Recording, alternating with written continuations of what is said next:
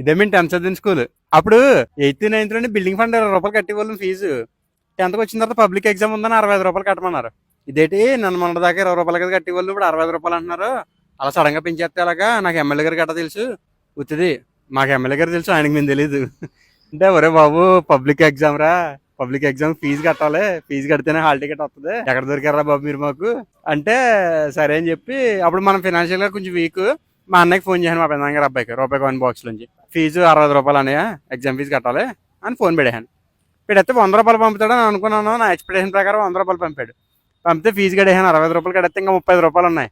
మనం ఖర్చు పెట్టేసుకుందాం ఇష్టం వచ్చినట్టు అనుకుని క్లాస్లో కూర్చున్నాను. కానీ మనకి ఓ పక్కన పాఠం చెప్తున్నా డబ్బులు కానీ జారిపోయి పడిపోతాయి ఏమో టెన్షన్. సాయంకాలం స్కూల్ అయిపోగానే ఇంటికి వెళ్ళిపోయి 30 రూపాయలు మా అమ్మకి ఇచ్చేసి 5 రూపాయలు స్కామ్ వేసి మా ఫ్రెండ్ సైకిల్ ఎక్కించుకుని తాత బడ్డీ దగ్గరికి వచ్చాను. తాత బడ్డీ దగ్గర ఫలూడా అమ్మేవాడు, ఐస్ క్రీమ్, సేమియా అన్ని కలిపి. అది రూపాయి, రూపాయన్నర, 2, 2.5 రేంజ్ ఉండేది అనమాట. అందులో మన దగ్గర 5 రూపాయలు ఉన్నాయి కాబట్టి 2.5 2 గ్లాసులు చేయించుకుని తాగేసి 5 రూపాయలు ఇచ్చేసి అమ్మయ్యా హ్యాపీగా తాపీగా ఉంది. 5 రూపాయలు ఖర్చు పెట్టినాక అల్ల కల్లోలం అయిపోయాం. ఇప్పుడు 5వ తరగతి పిల్లడు 500 వస్తున్నాడు ఐస్ క్రీమ్ షాప్ దగ్గరికి. కోపం చేస్తుంది నాకు. వాళ్ళ డాడీ కనబడితే చెప్పాను, అండి మీ పిల్లడు 500 అయితే వచ్చాడు ఐస్ క్రీమ్ షాప్ దగ్గర.